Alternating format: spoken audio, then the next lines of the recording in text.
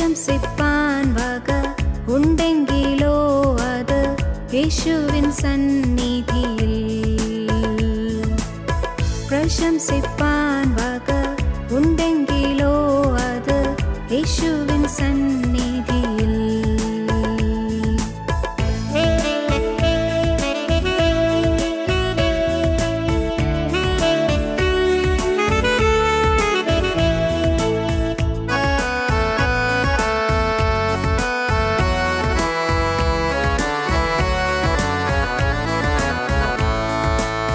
മാതാപിതാക്കളും സോദരർ ബന്ധുക്കൾ ആരുവെടിഞ്ഞിടിലും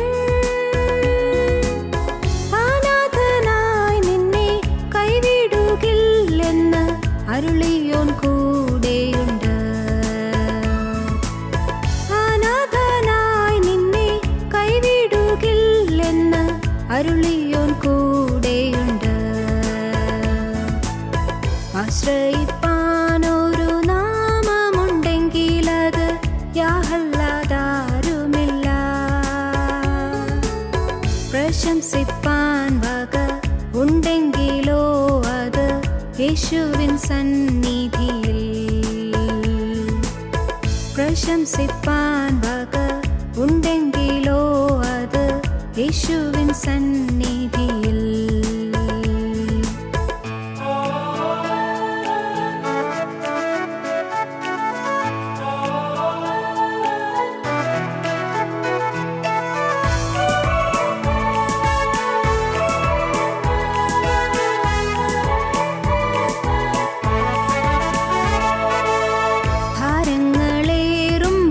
കഷ്ടങ്ങളേറുമ്പോൾ ആവശ്യങ്ങൾ ഏറിലും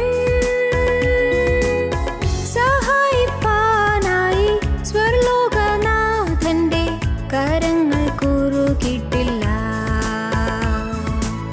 സഹായിപ്പാനായി സ്വർലോകനാഥന്റെ കരങ്ങൾ കുറുകിട്ടില്ല. ആശ്രയിപ്പാനൊരു നാമമുണ്ടെങ്കിലത് യാഹല്ലാതാരുമില്ല. പ്രശംസിപ്പാൻ വക ഉണ്ടെങ്കിലോ അത് യേശുവിൻ സന്നിധിയിൽ. പ്രശംസിപ്പാൻ വക ഉണ്ടെങ്കിലോ അത് യേശുവിൻ സന്നിധിയിൽ. ഞങ്ങളും ക്രൂശിക്കപ്പെട്ട ക്രിസ്തുവിനെ പ്രസംഗിക്കുന്നു. ദൈവ തിരുനാമത്തിന് മഹത്വം ഉണ്ടാകട്ടെ. റോമർക്കെഴുതിയ ലേഖനം 7-ാം അധ്യായം 24-ാം വാക്യം. അയ്യോ, ഞാൻ അരിഷ്ട മനുഷ്യൻ, ഈ മരണത്തിന് അധീനമായ ശരീരത്തിൽ നിന്ന് എന്നെ ആര് വിടുവിക്കും? ആ ചോദ്യത്തിൻ്റെ മറുപടി തൊട്ടടുത്ത് തന്നെ കാണാം. 8-ാം അധ്യായം 2-ാം വാക്യം. ജീവൻ്റെ ആത്മാവിൻ്റെ പ്രമാണം എനിക്ക് പാപത്തിൻ്റെയും മരണത്തിൻ്റെയും പ്രമാണത്തിൽ നിന്ന് ക്രിസ്തുയേശുവിൽ സ്വാതന്ത്ര്യം വരുത്തിയിരിക്കുന്നു. ആര് എന്നെ വിടുവിക്കും? എനിക്ക് പരിശുദ്ധാത്മാവ് വിടുതൽ നൽകും. ആര് എനിക്ക് സ്വാതന്ത്ര്യം തരും? എനിക്ക് പരിശുദ്ധാത്മാവ് സ്വാതന്ത്ര്യം തരും. ജീവൻ്റെ ആത്മാവിൻ്റെ പ്രമാണം എനിക്ക് സ്വാതന്ത്ര്യം തരും. ജഡത്തിൻ്റെ പ്രമാണം എന്നെ പാപത്തോട് ബന്ധിക്കുന്നു. ജഡത്തിൽ വസിക്കുന്നതായ പ്രവണതകൾ എന്നെ പാപത്തിലേക്ക് കെട്ടിയിടുന്നു. എന്നാൽ പരിശുദ്ധാത്മാവ് എൻ്റെ ഉള്ളിൽ പ്രവർത്തിച്ച് പ്രകാശിച്ച് പാപത്തിൻ്റെ ബന്ധനം അഴിച്ച് എനിക്ക് സ്വാതന്ത്ര്യം തരുന്നു. ജീവൻ്റെ ആത്മാവിൻ്റെ പ്രമാണം എനിക്ക് പാപത്തിൻ്റെയും മരണത്തിൻ്റെയും പ്രമാണത്തിൽ നിന്ന് ക്രിസ്തുയേശുവിൽ സ്വാതന്ത്ര്യം വരുത്തിയിരിക്കുന്നു. കഴിഞ്ഞ പ്രസംഗത്തിൽ പറയുകയുണ്ടായി, പ്രാകൃത മനുഷ്യൻ, ജഡീക മനുഷ്യൻ, ആത്മീക മനുഷ്യൻ എന്ന് 3 വിധം ആളുകളുണ്ട് എന്ന്. പ്രാകൃത മനുഷ്യൻ ദൈവാത്മാവിൻ്റെ ഉപദേശം കൈക്കൊള്ളുന്നില്ല. അത് അവന് ഭോഷത്വമായിട്ടാണ് തോന്നുന്നത്. അവന് ദൈവബോധമില്ല, ദൈവത്തിൽ വിശ്വാസമില്ല, ദൈവപരിജ്ഞാനമില്ല, ദൈവവചനത്തോട് താല്പര്യമില്ല. അവൻ പ്രാകൃതനായി ജീവിക്കുകയാണ്. എന്നാൽ അതിൽ നിന്ന് വ്യത്യസ്തമായി പ്രാകൃതത്വം വിട്ട് ഒരു മാനസാന്തരത്തിലേക്ക് വന്നു, ദൈവബോധത്തിലേക്ക് വന്നു, ദൈവഭക്തിയിലേക്ക് വന്നു, ചില കാര്യങ്ങളിൽ തീരുമാനമെടുത്തു. അവൻ ജഡീക മനുഷ്യനായി തീർന്നു. പക്ഷേ ആന്തരികമായി വിശുദ്ധീകരണം ലഭിച്ചില്ല. അകത്ത് മാറ്റം വന്നില്ല. ഈർഷ്യയും പിണക്കവും മാറിയില്ല. അശുദ്ധ വികാരങ്ങളും മലിനമായ മോഹങ്ങളും മാറിയില്ല. ചിന്തകളിൽ വിശുദ്ധി ലഭിച്ചില്ല. വിചാരങ്ങളും വികാരങ്ങളും വിശുദ്ധീകരിക്കപ്പെട്ടില്ല. ഹൃദയം ശുദ്ധമായില്ല. നീരസവും പകയും വിദ്വേഷവും മുഷിച്ചിലും അസൂയയും കോപവും പിണക്കവും വൈരാഗ്യവും എല്ലാം ഹൃദയത്തിൽ ഇടയ്ക്കിടയ്ക്ക് പൊന്തി വരും. അവൻ ജഡീക മനുഷ്യനാണ്. പ്രാകൃത മനുഷ്യൻ ദ നാച്ചുറൽ മാൻ, ജഡീക മനുഷ്യൻ ദ കാർണൽ മാൻ. എന്നാൽ അതും കഴിഞ്ഞ് ഹൃദയത്തിൻ്റെ വിശുദ്ധി പ്രാപിക്കുന്ന, ഹൃദയം പരിശുദ്ധാത്മാവിനാൽ ശുദ്ധീകരിക്കപ്പെടുന്ന, പരിശുദ്ധാത്മാവിൻ്റെ തേജസ് കൊണ്ട് ഹൃദയം നിറയുന്ന, ആളത്വം മുഴുവനും പരിശുദ്ധാത്മാവിൻ്റെ തേജസ് കൊണ്ട് ദീപ്തമാകുന്ന ഒരു സവിശേഷമായ അനുഭവമുണ്ട്. അതാണ് ആത്മീയ മനുഷ്യൻ്റെ അനുഭവം. ആത്മീയ മനുഷ്യൻ, പ്രാകൃത മനുഷ്യന് തോൽവിയെന്നും ജയമെന്നും പറഞ്ഞാലും മനസ്സിലാവുകയില്ല. കാരണം അവൻ എന്നും പാപത്തിൻ്റെയും പിശാചിൻ്റെയും പൂർണ്ണ ബന്ധനത്തിലാണ്. ജഡീക മനുഷ്യന് തോൽവിയുണ്ട്, കാരണം അവൻ ജയിക്കാൻ ശ്രമിക്കുന്നുണ്ട്. അവന് പാപത്തിൽ നിന്ന് മോചനം കിട്ടണമെന്ന് ആഗ്രഹമുണ്ട്. പക്ഷേ അവനറിയാം അവന് ജയം കിട്ടുന്നില്ല. അവൻ ആന്തരികമായൊരു യുദ്ധത്തിലാണ്. ഇന്നർ കോൺഫ്ലിക്റ്റ് എന്ന് പറയുന്ന അന്തസ്സംഘർഷം. അകത്തൊരു സംഘടന നടക്കുകയാണ്. പാപവും വിശുദ്ധിയും തമ്മിലുള്ള സംഘട്ടനം. തീരുമാനമെടുക്കും, പക്ഷേ വീണുപോകും. തീരുമാനമെടുക്കും, കുറച്ച് നാൾ നിൽക്കും, പക്ഷേ പിന്നെയും വീണുപോകും. ദൈവികമായി ജീവിക്കണമെന്നുണ്ട്, പക്ഷേ പിറുവിറുപ്പും പരിഭവങ്ങളും വരുന്നു. പക്ഷേ ഹൃദയത്തിൽ നീരസവും കയ്പും വരുന്നു, പകയും വിദ്വേഷവും വരുന്നു. പലപ്പോഴും ഹൃദയത്തിൽ അലോസരങ്ങളും ആവലാധികളും ഭാരങ്ങളും ആകുലങ്ങളും വരുന്നു. അവൻ്റെ ഹൃദയത്തിൽ ജയമില്ല, അവൻ്റെ ജീവിതത്തിൽ ജയമില്ല, ആന്തരികമായി ജയം പ്രാപിക്കുന്നില്ല, ഒരു ജയജീവിതമില്ല. അകത്ത് വലിയ സംഘടന നടക്കുകയാണ്. എന്നാൽ ആ സംഘട്ടനത്തിൽ അവൻ വലിയൊരനുഭവത്തിലേക്ക് കടന്നു വരുന്നു. പരിശുദ്ധാത്മാവിൻ്റെ നൽവരം അവൻ ലഭിക്കുന്നു. പരിശുദ്ധാത്മാവിനായി തൻ്റെ ജീവിതത്തെ അവൻ തുറന്നു കൊടുക്കുന്നു. പരിശുദ്ധാത്മാവിൻ്റെ ഹൃദയത്തിലേക്ക് പ്രവേശിക്കുവാൻ അവൻ വാഞ്ചിക്കുന്നു. പരിശുദ്ധാത്മാവിന് വേണ്ടി ദാഹിക്കുന്നു. പരിശുദ്ധാത്മാവിന് വേണ്ടി കാത്തിരിക്കുന്നു. പരിശുദ്ധാത്മാവിന് വേണ്ടി പ്രാർത്ഥിക്കുന്നു. പരിശുദ്ധാത്മാവിന് വേണ്ടി തന്നെ ഒരുക്കുന്നു. പരിശുദ്ധാത്മാവിന് വേണ്ടി ഈ ദാഹത്തോടെ യാതനയോടെ ദൈവസന്നിധിയിൽ ഉപവാസത്തോടും പ്രാർത്ഥനയോടും കൂടി ഇരിക്കുന്നു. ഓരോ നിമിഷവും തന്നെ കണ്ട് ജീവിതത്തിൻ്റെ തനതായ വശങ്ങൾ കണ്ട് ശുദ്ധീകരണം പ്രാപിക്കാൻ ഉത്സാഹിക്കുന്നു. ഇനിയും ഈ കാര്യം എൻ്റെ ജീവിതത്തിൽ വരില്ല എന്ന് തൊട്ട് ഓരോരോ കാര്യങ്ങളിലും തീരുമാനങ്ങൾ പുതുക്കുന്നു. അങ്ങനെ അവൻ ദൈവകരങ്ങളിലേക്ക് തന്നെ പൂർണ്ണമായി വിട്ടുകൊടുക്കുന്നു. അപ്പോൾ അവന് ജയം കിട്ടുന്നു. അതാണ് ആത്മീയ മനുഷ്യൻ്റെ ജീവിതം. അതാണ് ജയജീവിതം. അതാണ് വാസ്തവത്തിലുള്ള സ്വാതന്ത്ര്യം. ജീവൻ്റെ ആത്മാവിൻ്റെ പ്രമാണം എനിക്ക് പാപത്തിൻ്റെയും മരണത്തിൻ്റെയും പ്രമാണത്തിൽ നിന്ന് ക്രിസ്തുയേശുവിൽ സ്വാതന്ത്ര്യം വരുത്തിയിരിക്കുന്നു. റോമർ ലേഖനം 6-ാം അധ്യായം പ്രാകൃത മനുഷ്യനെ കുറിക്കുന്നു. 7-ാം അധ്യായം ജഡീക മനുഷ്യനെ കുറിക്കുന്നു. 8-ാം അധ്യായം ആത്മീയ മനുഷ്യനെ കുറിക്കുന്നു. അക്കാര്യം കഴിഞ്ഞ പ്രാവശ്യം സൂചിപ്പിച്ചുവല്ലോ. സഹോദരങ്ങളെ, നാം ഓരോരുത്തരും ആത്മീയരായി തീരാനാണ് ദൈവം ആഗ്രഹിക്കുന്നത്. കേവലം ജഡീകരായിട്ടോ പ്രാകൃതരായിട്ടോ നിൽക്കാനല്ല ദൈവം നമ്മെക്കുറിച്ച് ആഗ്രഹിക്കുന്നത്. നാം ആത്മാവിൻ്റെ പ്രമാണം പ്രാപിച്ച് പരിശുദ്ധാത്മാവിൻ്റെ നിറവ് അനുഭവിച്ച് നമ്മുടെ ആളത്വം മുഴുവൻ പരിശുദ്ധാത്മാവിൻ്റെ പ്രവർത്തനത്തിന് സജ്ജമായി പരിശുദ്ധാത്മാവ് നമ്മുടെ ആളത്വത്തിൽ മുഴുവനായി ലയിച്ചും അലിഞ്ഞും തിങ്ങിയും നിൽക്കുന്നതായ സൗഭാഗ്യകരമായൊരു അനുഭവം അത് നമുക്ക് തരുവാനാണ് കർത്താവായ യേശുക്രിസ്തു ആഗ്രഹിക്കുന്നത്. അതിന് നാം ഒന്നും യത്നിക്കേണ്ട, നാം അതിനുവേണ്ടി ഒരു ചെലവും ചെയ്യേണ്ട, അതിനുവേണ്ടി ഒട്ടും നാം പ്രവർത്തിക്കേണ്ട. ഇതെല്ലാം പരിശുദ്ധാത്മാവ് തരുന്ന ദാനങ്ങളാണ്. Gifts of the holy spirit പരിശുദ്ധാത്മാവ് തരുന്ന ദാനങ്ങളാണ്, പരിശുദ്ധാത്മാവിൻ്റെ നൽവരങ്ങളാണ്. ജയജീവിതം പരിശുദ്ധാത്മാവ് തരുന്നതാണ്. എനിക്ക് അസാധ്യമാണ്, എനിക്ക് ജയിക്കാൻ സാധിക്കുന്നില്ല, ഞാൻ വലയുന്നു, കർത്താവേ എനിക്ക് ജയിക്കാൻ, എൻ്റെ പാപ സ്വഭാവത്തെ ജയിക്കാൻ എനിക്ക് കഴിയാതെ പോകുന്നു എന്ന് ഞാൻ നിലവിളിക്കുമ്പോൾ എൻ്റെ സഹായത്തിനും രക്ഷയ്ക്കും എനിക്ക് ജയം തരാനുമായി ദൈവത്തിൻ്റെ പരിശുദ്ധാത്മാവിനിലേക്ക് കടന്നു വരുന്നു. അങ്ങനെ ദൈവം തരുന്നതാണ് ജയം, പരിശുദ്ധാത്മാവ് തരുന്നതാണ് ജയം. ഇന്ന് ഈ വാക്കുകളെ കേൾക്കുന്ന നിങ്ങൾ അനേകം പേര് ഒരുപക്ഷേ ജയജീവിതം ലഭിക്കാതെ വലയുന്നവരായിരിക്കും.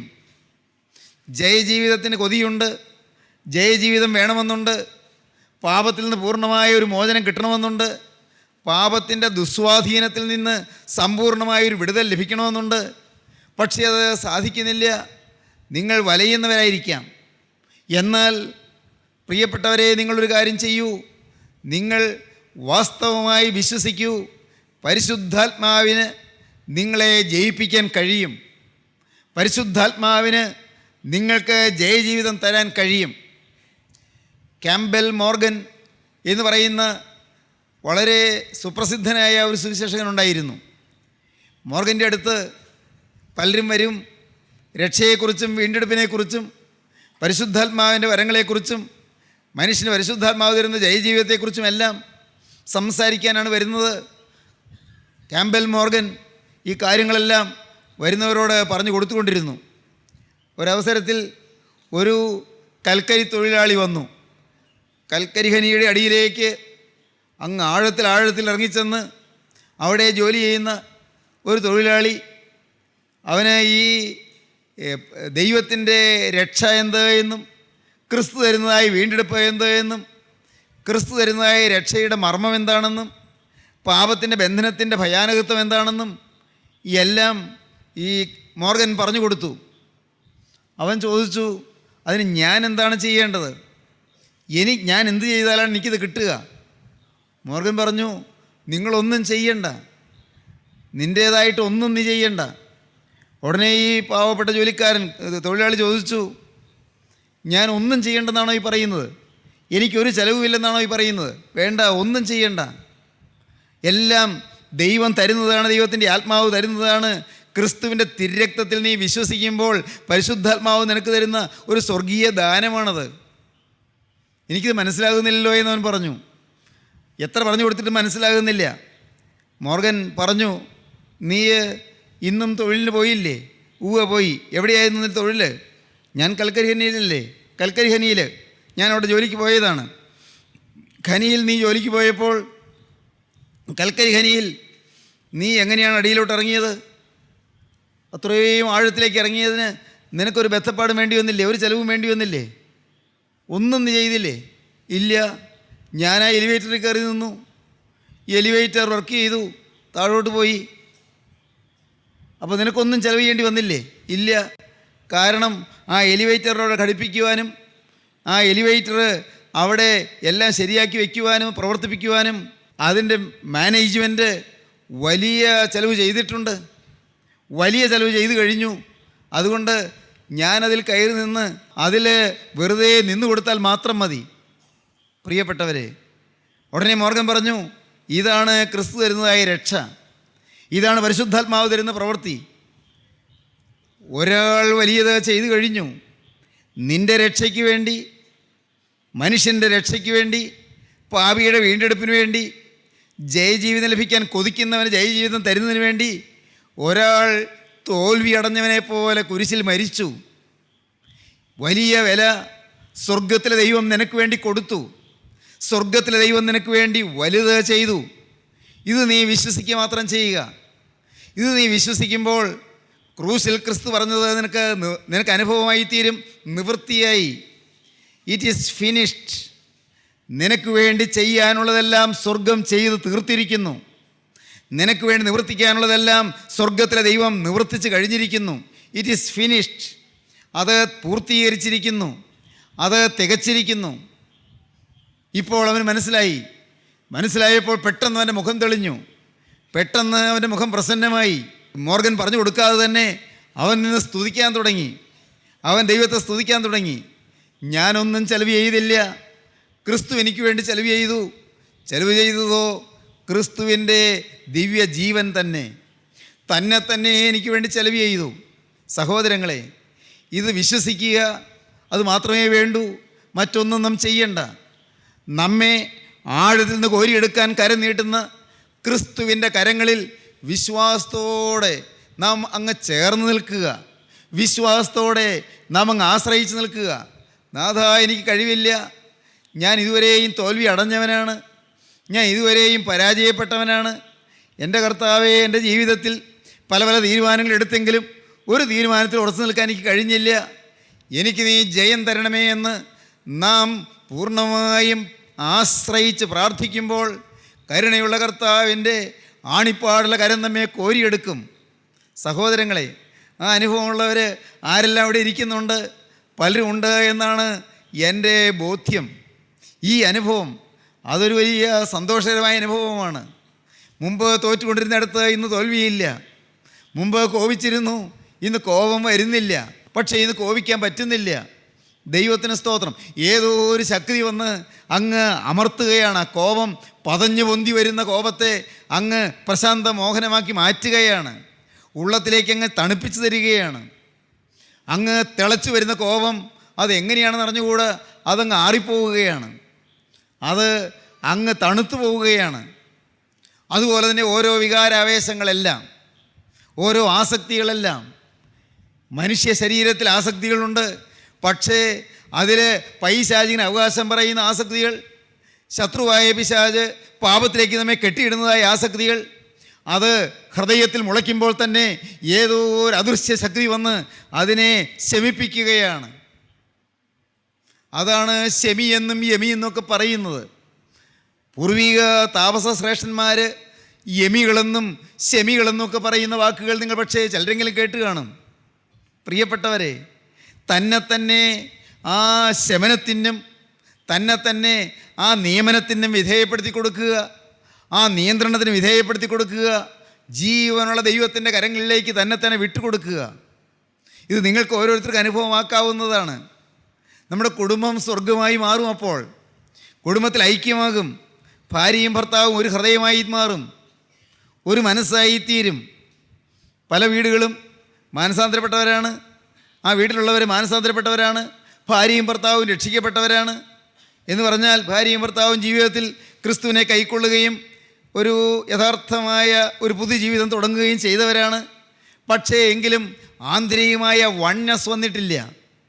അകത്തൊരു ഹാർമണി വന്നിട്ടില്ല. അകത്ത് ഒരു മനസ്സ് വന്നിട്ടില്ല. അപ്പനും മാനസാന്തരപ്പെട്ടു, മോനും മാനസാന്തരപ്പെട്ടു. പക്ഷേ അപ്പനും മോനും ഒരു ഹൃദയമായി മാറിയിട്ടില്ല. തലമുറകളുടെ വിടവ് പിന്നെയും ഇവിടെ നിൽക്കുന്നു. ആദർശങ്ങളുടെയും ആശയങ്ങളുടെയും വൈരുദ്ധ്യം പിന്നെയും ഇവിടെ നിൽക്കുന്നു. അതുകൊണ്ട് ചിലപ്പോഴെല്ലാം അകത്തെങ്കിലും ആശയ സംഘടന ഉണ്ടാകുന്നു, പുറമേ ഉണ്ടാകുന്നില്ല എങ്കിൽ പോലും പ്രിയപ്പെട്ടവരെ, കുടുംബങ്ങൾ അലോഹ്യമായി തീരുന്നു. കുടുംബങ്ങളിൽ സ്നേഹം വരുന്നില്ല. കുടുംബങ്ങളിൽ ഐക്യം പുലരുന്നില്ല. കുടുംബങ്ങളിൽ അതുകൊണ്ട് ഐശ്വര്യം വളരുന്നില്ല. കുടുംബങ്ങളിൽ വാസ്തവമായ ശാന്തിയും സമാധാനവും ലയിച്ചു നിൽക്കുന്നില്ല, നിറഞ്ഞു നിൽക്കുന്നില്ല. നിങ്ങൾ ചിന്തിക്കൂ, നിങ്ങളുടെ കുടുംബങ്ങൾ എങ്ങനെയാണ്? ആ ഒരു വണ്ണസ്, ആ ഒരു മനസ്സിൻ്റെ ഫീലിംഗ് അത് കിട്ടുന്നുണ്ടോ നിങ്ങൾക്ക്? ഒരു ഹൃദയം നിങ്ങൾക്ക് കിട്ടുന്നുണ്ടോ? മാതാപിതാക്കൾക്കും മക്കൾക്കും, സഹോദരങ്ങൾ പരസ്പരം, ഒരു ചെറിയ വീടിൻ്റെ കാര്യമാണ് ഞാൻ പറയുന്നത്, ഭാര്യയും ഭർത്താവും പരസ്പരം, അമ്മായിയമ്മയും മരുമോളും പരസ്പരം, നാത്തൂനും പരസ്പരം. പ്രിയപ്പെട്ടവരെ, അത് ആ ഒരു മനസ്സ് കിട്ടുന്നുണ്ടോ? രണ്ടുപേരും മാനസാന്തരപ്പെട്ടവരാണ് ശരി, പക്ഷേ ആ ഒരു മനസ്സ് കിട്ടുന്നില്ല. ഇപ്പോഴുമുണ്ട് ആശയങ്ങളുടെ വൈരുദ്ധ്യം. ഒരു ഓഫീസിൽ ജോലി ചെയ്യുന്നവർ രണ്ടുപേരും മാനസാന്തരപ്പെട്ടവരാണ്, പക്ഷേ അവിടെയും ഉണ്ട് ആശയ സംഘട്ടനങ്ങൾ. പുറമേ കുറച്ച് ഡിസിപ്ലിൻ ഉള്ളതുകൊണ്ട്, കുറച്ച് അച്ചടക്കം ഉള്ളതുകൊണ്ട് പുറമേ ബഹളം വയ്ക്കുന്നില്ല, പുറമേ കോപിക്കുന്നില്ല, അകത്ത് പുകച്ചിൽ. സങ്കടകരമായ കാര്യം കൂട്ടായ്മകളിൽ പോലും അതുണ്ട് എന്നുള്ളതാണ്. അകത്ത് സംഘട്ടനം, അകത്തൊരകൽച്ച. പുറമേ നോക്കുമ്പോൾ എല്ലാവരും പ്രാർത്ഥിക്കും, എല്ലാവരും സാക്ഷ്യം പറയാനുണ്ടാകും, എല്ലാവരും പ്രസംഗിക്കാനുണ്ടാകും, എല്ലാവരും പാട്ട് പാടാനുണ്ടാകും, എല്ലാവരും പൊതുരംഗങ്ങളിലൊക്കെ ഉണ്ടാകും. പക്ഷേ അകത്തെങ്ങനെ ഹൃദയം കാണുന്ന ക്രിസ്തു നോക്കുമ്പോൾ പരിശുദ്ധാത്മാവിൻ്റെ ജയജീവിതം അവിടെ കാണാൻ കഴിയുന്നില്ല. അത് സങ്കടകരമായ കാര്യമാണ്. അതുകൊണ്ടല്ലേ ഈ കണ്ട വഴക്കും പിണക്കവുമെല്ലാം സഭകളിൽ നിൽക്കുന്നത്. സഭ ക്രിസ്തുവിൻ്റെ ശരീരമാണെന്ന് പറയുന്നു, ക്രിസ്തു സഭയുടെ തലയാണെന്ന് പറയുന്നു. ഇതെല്ലാം നമുക്കറിയാം, തത്വങ്ങൾ നമുക്കറിയാം. എന്തിന് പ്രാർത്ഥനാ ഗ്രൂപ്പുകൾ തമ്മിൽ ഗ്രൂപ്പിസം പുലർത്തുന്നു? എന്തിന് ആത്മീയ സംഘടനകൾ, ആത്മീയമായ ഓർഗനൈസേഷൻസ് അവ തമ്മിൽ വൈരുദ്ധ്യം പുലർത്തുന്നു? എന്തിന് സഭകൾ തമ്മിൽ വൈരാഗ്യം വയ്ക്കുന്നു? ഒരേ പ്രാർത്ഥന, ഒരേ നമസ്കാരം, ഒരേ പിതാക്കന്മാർ, ഒരേ പാരമ്പര്യം, ഒരേ വിശ്വാസം, പിന്നെന്തിന് വഴക്ക്, പിന്നെന്തിന് വൈരുദ്ധ്യം? പ്രിയപ്പെട്ടവരെ, അവിടെ തോൽവി അടഞ്ഞിരിക്കുകയാണ്. ആന്തരിക മനുഷ്യൻ തോറ്റിരിക്കുകയാണ്. ഇന്ന് ഞാൻ എളിമയോട് നിങ്ങളോട് പറയാം, നിങ്ങൾ വിശ്വാസികൾ, നിങ്ങൾ ഈ ജീവൻ്റെ വചനം കേൾക്കുന്നവർ, ഇത് കേട്ടുകൊണ്ടിരിക്കുമ്പോൾ ഒന്ന് ദൈവത്തോട് പറയണം, കർത്താവേ, എനിക്കൊരു ജയജീവിതമുള്ള ക്രിസ്ത്യാനിയായി തീരണം, ജയജീവിതമുള്ള മനുഷ്യനായി തീരണം, സംസ്കാര സമ്പന്നനായ ഒരു മനുഷ്യനായി തീരണം, ക്രിസ്തു വസിക്കുന്നൊരു ഹൃദയത്തിൻ്റെ ഉടമയായി മാറണം, ക്രിസ്തു എൻ്റെ ഹൃദയത്തിൽ വാഴണം, പരിശുദ്ധാത്മാവ് തരുന്ന ജയം എനിക്ക് ലഭിക്കണം.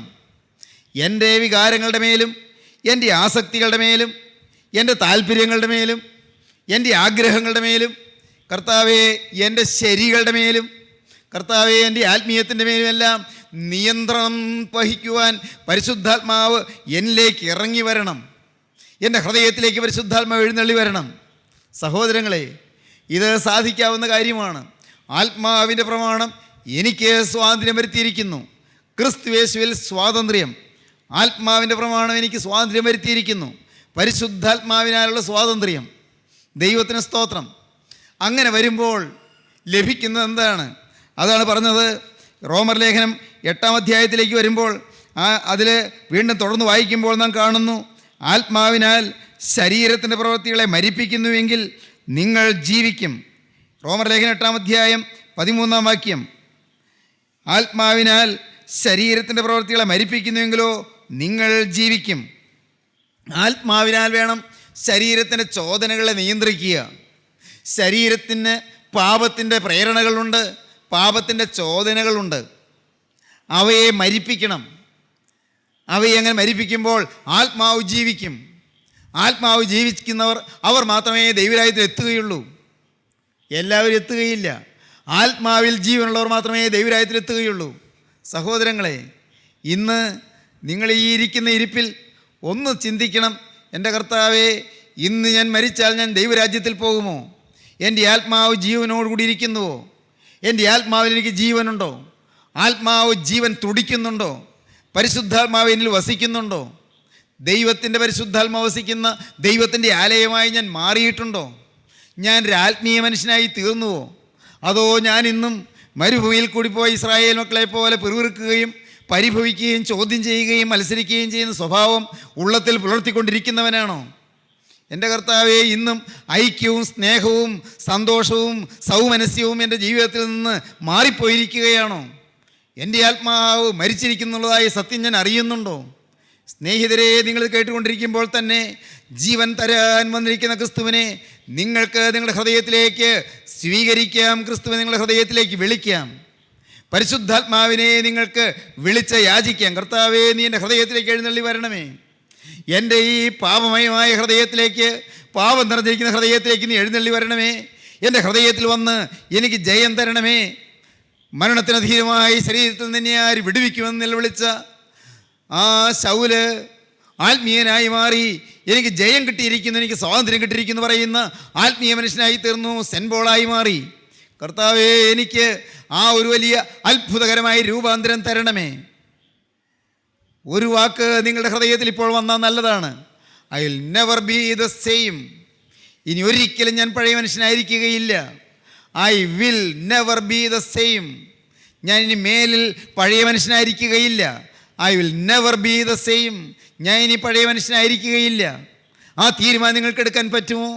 എങ്കിൽ പരിശുദ്ധാത്മാവിൻ്റെ കൃപ നിങ്ങളുടെ മേൽ പകരും. യേശുക്രിസ്തു നിങ്ങളുടെ ഹൃദയത്തിലേക്ക് കടന്നു വരും. ക്രിസ്തുവിൻ്റെ തിരുരക്തം നിങ്ങളുടെ നെറ്റിയിൽ പുരട്ടിത്തരും. ക്രിസ്തുവിൻ്റെ തിരുരക്തത്താലുള്ള മുദ്ര നിങ്ങൾക്ക് ലഭിക്കും. ക്രിസ്തുവിൻ്റെ തിരുരക്തം നിങ്ങളുടെ പാപക്കറകൾ കഴുകും. ക്രിസ്തുവിൻ്റെ തിരുരക്തം സൗജന്യമായി നിങ്ങളുടെ പാപക്കറകൾ കഴുകുകയും നിങ്ങളുടെ ബന്ധനങ്ങൾ അഴിക്കുകയും ചെയ്യും. പാപത്തിൻ്റെ ബന്ധനം അഴിയും, രോഗത്തിൻ്റെ ബന്ധനം അഴിയും, പൈശാചികൻ്റെ ബന്ധനം അഴിയും, ഭൂതാത്മാക്കളുടെ ബന്ധനം അഴിയും, ശാപങ്ങളുടെ ബന്ധനം അഴിയും. എല്ലാ ബന്ധനങ്ങളും അഴിഞ്ഞ് ആത്മാവിൽ സ്വതന്ത്രരായി നിന്നുകൊണ്ട് ദൈവത്തെ സ്തുതിക്കാൻ നിങ്ങൾക്ക് സാധിക്കും. ആത്മാവിൽ സ്തുതിപ്പാൻ, ആത്മാവിൽ ആരാധിപ്പാൻ, ആത്മാവിൽ ദൈവത്തെ മഹത്വപ്പെടുത്തുവാൻ പ്രിയപ്പെട്ടവരെ നിങ്ങൾ ഒരുങ്ങുക. നിങ്ങളുടെ ഹൃദയത്തെ ഒരുക്കുക, പാപത്തെ ഉപേക്ഷിക്കുക, പാപമില്ലാത്ത ജീവിതം തുടങ്ങുക, പരിശുദ്ധാത്മാവിൻ്റെ കൃപയ്ക്ക് വേണ്ടി യാചിക്കുക, ക്രിസ്തുവിൻ്റെ സാന്നിധ്യം നിങ്ങളുടെ ഹൃദയത്തിൽ ലഭിക്കുവാൻ ക്രിസ്തുവിനോട് യാചിക്കുക. നാഥാ എഴുന്നള്ളി വരണമേ, യേശുവേ നീ എൻ്റെ ഹൃദയത്തിലേക്ക് എഴുന്നള്ളി വരണമേ, എനിക്ക് വേണ്ടി ക്രൂസിൽ മരിച്ച രക്ഷക നീ എൻ്റെ ഹൃദയത്തിലേക്ക് കടന്നു വരണമേ, എന്നെ കഴുകണമേ, എന്നെ വെടിപ്പാക്കണമേ, എന്നെ വിശുദ്ധീകരിക്കണമേ, എൻ്റെ ഓരോ ബന്ധനത്തെയും അഴിച്ച് ഇപ്പോൾ എൻ്റെ ഹൃദയത്തിൽ നീ വാഴണമേ, എന്നെ നീ നിയന്ത്രിക്കണമേ, എന്നെ നീ ഭരിക്കണമേ, എന്നോടുകൂടി ഇരിക്കണമേ, അന്ത്യത്തോടെ എന്നെ നടത്തണമേ. നമുക്ക് പ്രാർത്ഥിക്കാം, നമുക്ക് സമർപ്പിക്കാം. കാരുണ്യവാനേ, മഹാപരിശുദ്ധനായ സ്വർഗീയ പിതാവേ, ഈ വചനം കേട്ട് എല്ലാവരെയും അവിടുത്തെ പരിശുദ്ധാത്മാവ് തഴുകണമേ, പരിശുദ്ധാത്മാവ് ആശ്വസിപ്പിക്കണമേ. പരിശുദ്ധാത്മാവിൻ്റെ ഇളങ്കാറ്റ് ഓരോരുത്തരുമേലും ഊതുകയും വീശുകയും ചെയ്ത് ഹൃദയങ്ങളെ തണുപ്പിക്കണമേ, ഹൃദയങ്ങളെ ആശ്വസിപ്പിക്കണമേ, ജീവിതത്തിലെ ദുരിതങ്ങൾക്ക് പോംവഴി നൽകണമേ, ആകുലങ്ങളെയും ഭാരങ്ങളെയും ആവലാദികളെയും സങ്കടങ്ങളെയും ദൂരീകരിക്കണമേ, കണ്ണുനീര് തുടയ്ക്കണമേ. പരിശുദ്ധാത്മാവേ, ആശ്വാസപ്രദനായ ദൈവത്തിൻ്റെ ആത്മാവേ, ആശ്വാസം പകരണമേ, സമാധാനം നൽകണമേ, നെടുവീർപ്പുകൾ അകറ്റണമേ, ജീവിതത്തിലേക്ക് സന്തോഷവും സൗഭാഗ്യവും പകരണമേ, എല്ലാവരെയും അനുഗ്രഹിക്കണമേ. യേശുക്രിസ്തുവിന്റെ ജയകരമായ നാമത്തിൽ തന്നെ. ആമീൻ. ഹല്ലേലൂയ.